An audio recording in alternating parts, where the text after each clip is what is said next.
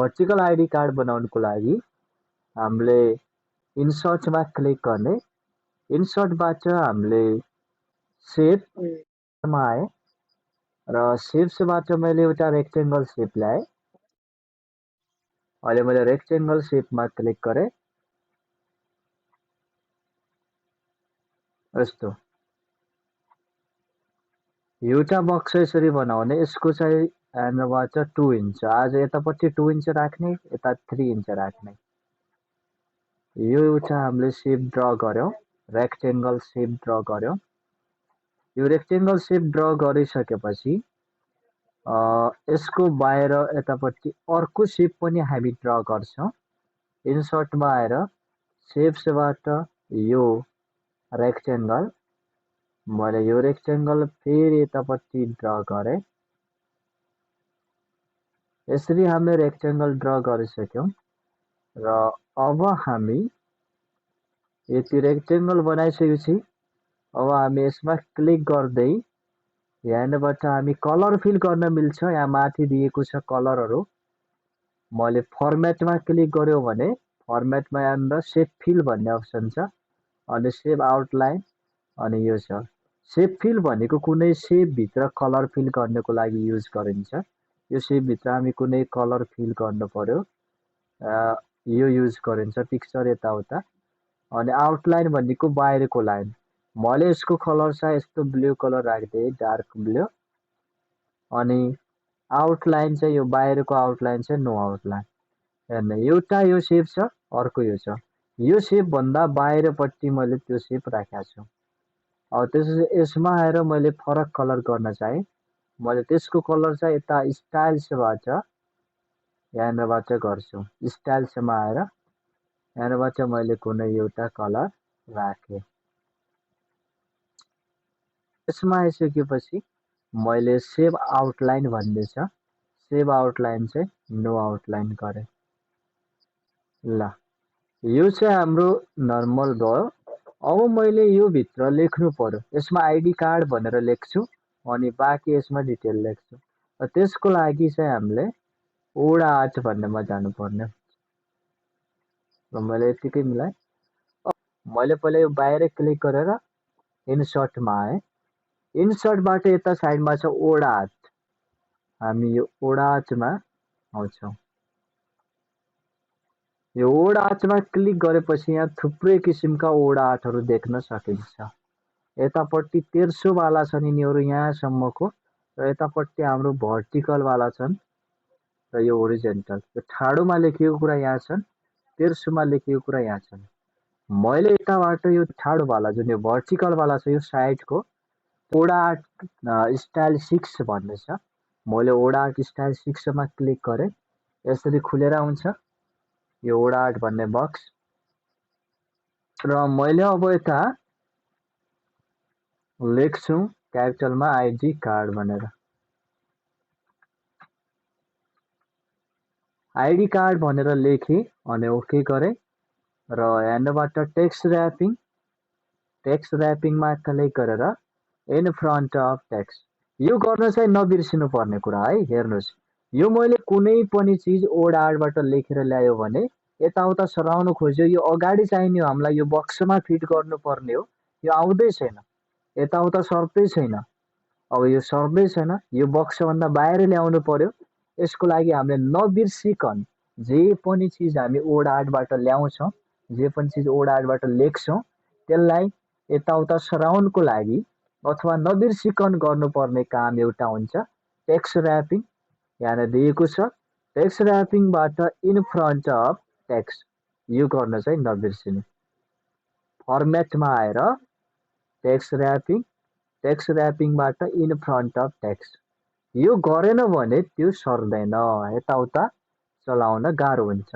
यो गरिसकेपछि मात्रै अब यसरी अगाडि देखिन्छ। अब तपाईँले यो 4वटा एरो आएको बेला मुभ हुन्छ, 2टा एरो आएको बेला सानो ठुलो हुन्छ। यो कुनाबाट यताबाट कुन ठाउँबाट गर्ने तपाईँलाई यसरी गरेर हामी यो काम गर्छौँ। यसरी मैले यो साइडमा आइडी कार्ड भनेर राखेँ र यसको कलर यहाँ हाम्रो सेप फिल भन्ने अप्सनबाट मैले फन्ट कलर हेर्ने, ब्याकग्राउन्ड र अक्षरको कलर सेम देखियो अलिअलि। यस्तो भनेको राम्रो देखिँदैन, हाम्रो डिजाइनिङ भएन। अब मैले के गर्नु पर्यो, यो लेखेको कुरा राम्रो देखिने बनाउनलाई मैले यसको कलर जुन यो सेप फिल भन्ने छ यसलाई व्हाइट गरिदिएँ। सेप फिल व्हाइट गर्ने बित्तिकै यस्तो देखिन्छ। बाहिर कालो कालो लाइन आइरहेको होला, त्यो हटाउनलाई चाहिँ हामीले यो सेकेन्ड वाला option save outline, no outline. Okay, अब यसपछि यो बक्स छ, त्यसपछि यो बक्सभित्र लेख्नु पर्यो। यो एउटा हामीले रेक्टेङ्गल बनाएको थियौँ है, यो रेक्टेङ्गलमा कलर गरेका छौँ। अब यो भित्र लेख्नु पर्यो भने कुनै पनि चिज यत्तिकै लेखिँदैन। यो एउटा रेक्टेङ्गल हो, यसमा क्लिक गर्यो भने लेखिँदैन, यहाँ लेख्न खोज्यो भने लेखिँदै छैन, केही पनि लेखिँदै छैन। अब के गर्नु पर्यो भने तपाईँले यो सेपभित्र लेख्नु पर्यो, यो बक्सभित्र भने तपाईँले यो बक्समा राइट क्लिक गर्ने, यो बक्समा राइट क्लिक गरेर एड टेक्स्ट, राइट क्लिक गर्ने, एड टेक्स्ट गर्ने। अब चाहिँ यो कर्सर आउँछ नि यो लाइन, अब चाहिँ यो भित्र लेख्न मिल्ने भयो। अब यो कर्सर आइसकेपछि तपाईँले आफ्नो स्कुलको नाम, संस्थाको नाम टपमा लेख्या हुन्छ। जस्तो मैले यहाँ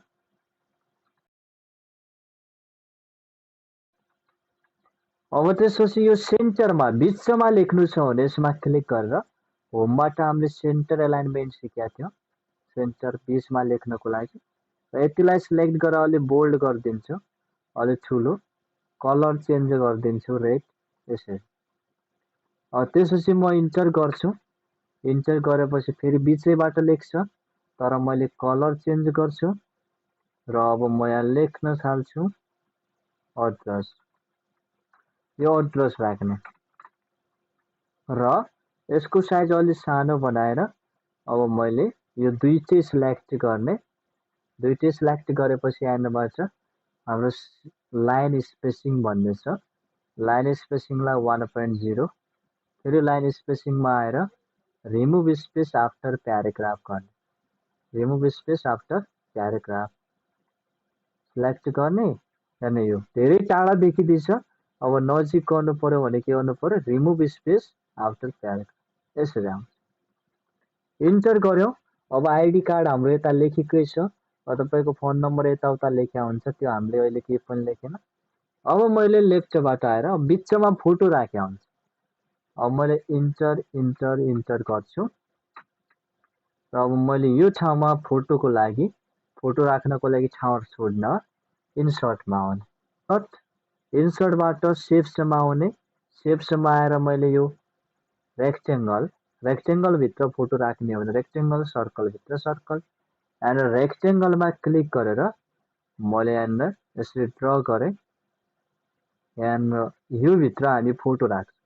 जस्तो फर इक्जाम्पल अहिले नै मैले कसैको फोटो राख्नु पर्यो, कसै मान्छेको फोटो राख्नु पर्यो भने पहिला त यो बक्समा क्लिक हुनु पर्यो, यो जुन सेप बनाएको छ त्यसमा क्लिक हुनु पर्यो। यसमा क्लिक गरेको बेला अनि हामीले यसमा आउने, सेप फिलमा आउने र सेप फिलबाट केमा आउने, पिक्चरमा आउने, सेप फिलबाट पिक्चरमा आउने र पिक्चरमा आइसकेपछि अब हामी फोटोहरू खोज्ने। अब हाम्रो कम्प्युटरमा कुन ठाउँमा छ त फोटो, डेस्कटपमा छ कि डी ड्राइभमा छ कि ई ड्राइभमा छ कि कुनै मान्छेको फोटो तपाईँले खोज्ने।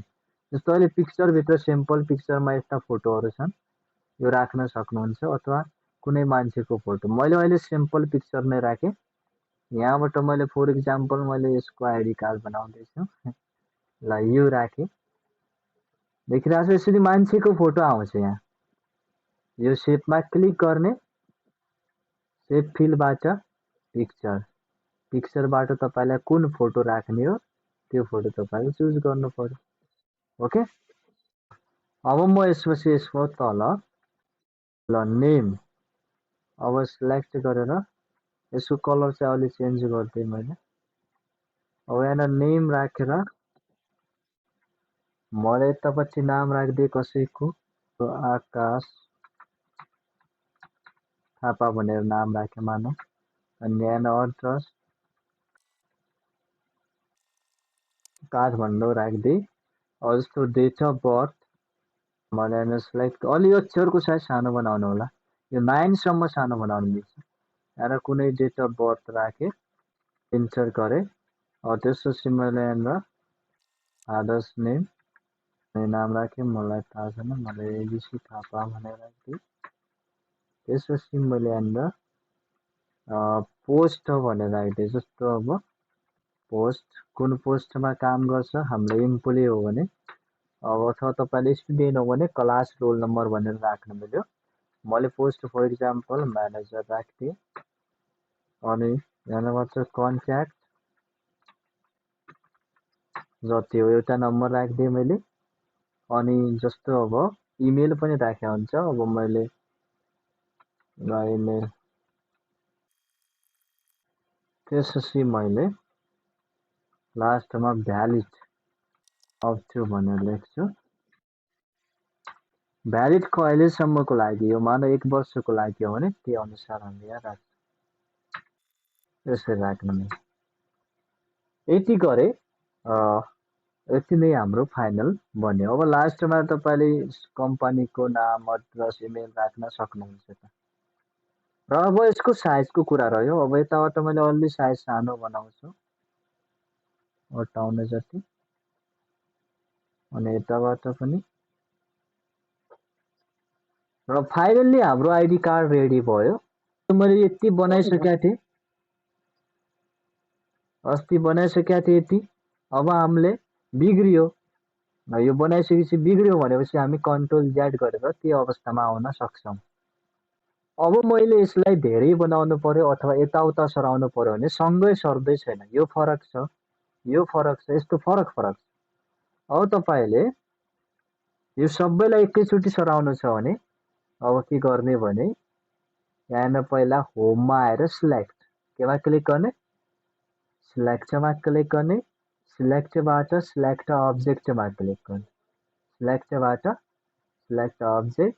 अब यो माउस मेरो अलि प्रब्लम गर्दैछ, यहाँ पुरै सिलेक्ट गर्ने। यसरी माथिबाट सबै सिलेक्ट गर्ने, त्यसमा आएर राइट क्लिक पछि ग्रुपिङमा आउने, राइट क्लिक गरेर ग्रुपिङ पछि के भने ग्रुप गर्ने।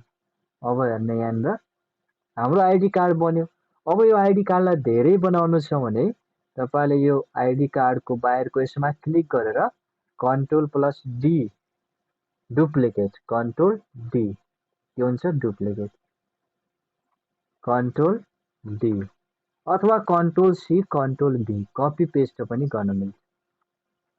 ल यसरी फरक फरक मान्छेको बनाएर तपाईँले A4 मा राखेर प्रिन्ट गर्न सक्नुहुन्छ।